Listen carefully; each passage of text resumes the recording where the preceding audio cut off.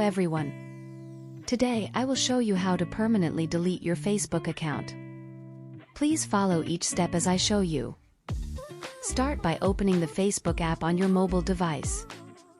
Tap on the 3 horizontal lines in the top right corner to open the menu. Scroll down and select Settings and Privacy, then tap Settings. In the Settings menu, tap on Account Center and then select Personal Details.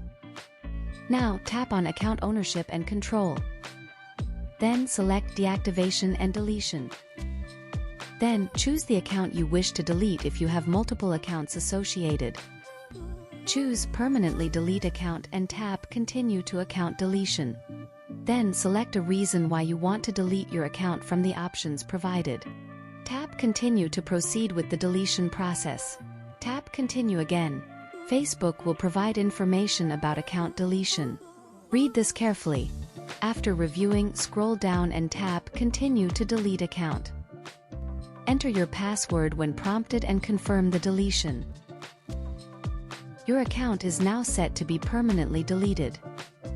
It will take up to 30 days for all your information to be removed from Facebook. Thank you for watching. Please subscribe for more tutorials.